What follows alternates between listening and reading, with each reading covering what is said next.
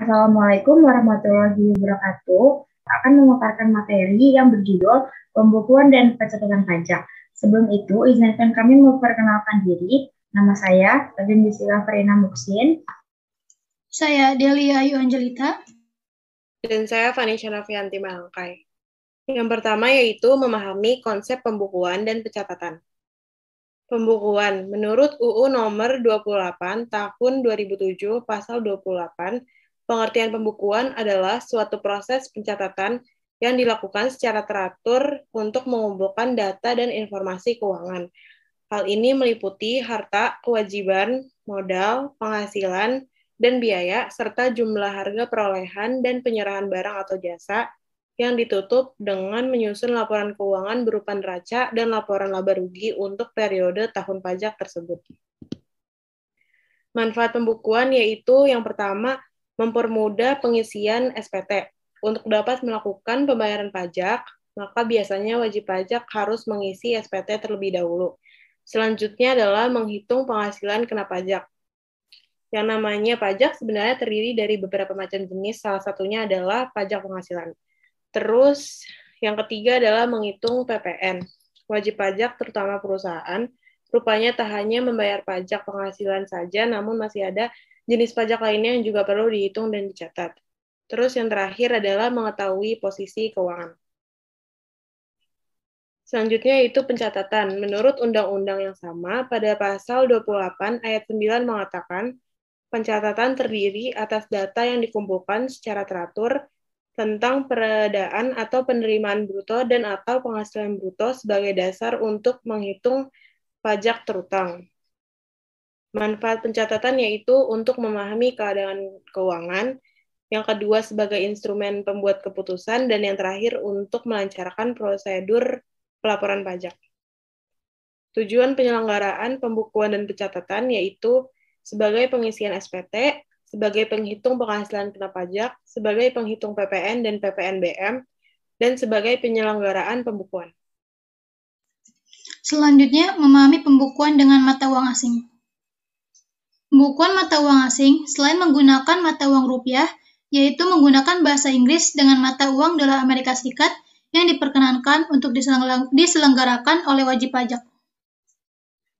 Ada beberapa syarat wajib pajak yang bisa melakukan pembukuan mata uang asing. Yang pertama, wajib pajak dalam rangka penanaman modal asing yang beroperasi berdasarkan ketentuan peraturan perundang-undangan penanaman modal asing.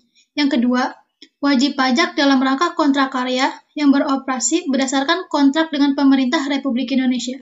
Yang ketiga, wajib pajak kontraktor kontrak kerjasama yang beroperasi berdasarkan ketentuan peraturan perundang-undangan pertambangan minyak dan gas bumi. Yang keempat, bentuk usaha tetap atau BUT sebagaimana dimaksud dalam pasal 2 ayat 5 Undang-Undang Pajak Penghasilan atau sebagaimana diatur di dalam Perjanjian Penghindaran Pajak Berganda atau P3B terkait. Yang kelima, wajib pajak yang mendaftarkan emisi sahamnya baik sebagian ataupun seluruhnya di Bursa Efek Luar Negeri.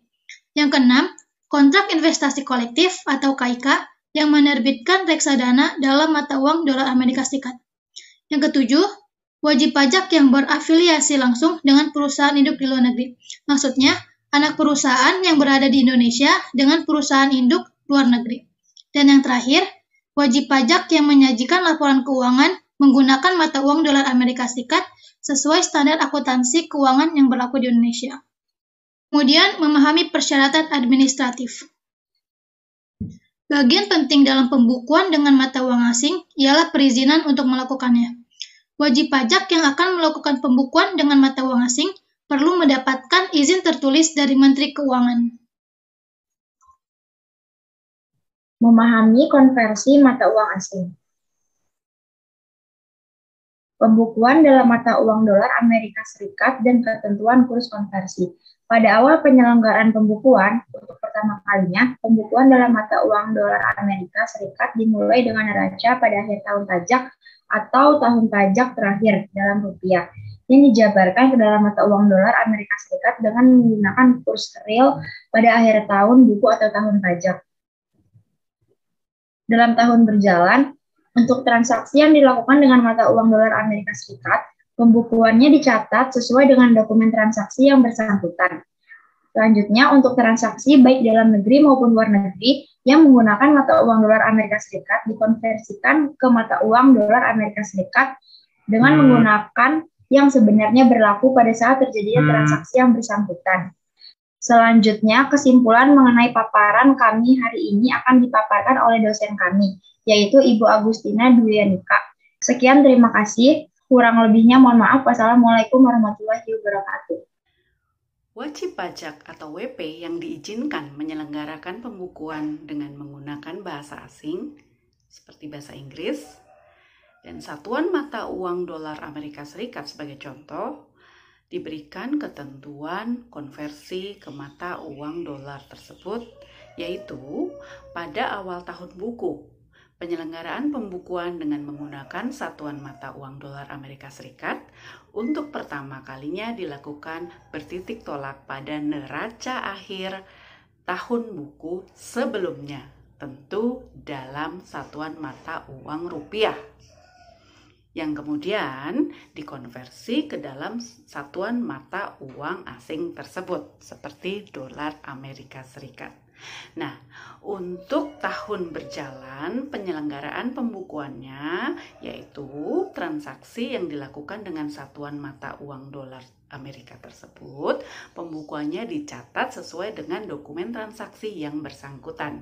Untuk transaksi baik dalam negeri maupun luar negeri tersebut menggunakan satuan mata uang selain dolar Amerika Serikat, maka perlu dikonversi ke satuan mata uang dolar Amerika Serikat tersebut dahulu. Nah, menggunakan kurs yang sebenarnya berlaku pada saat transaksi tersebut betul-betul terjadi.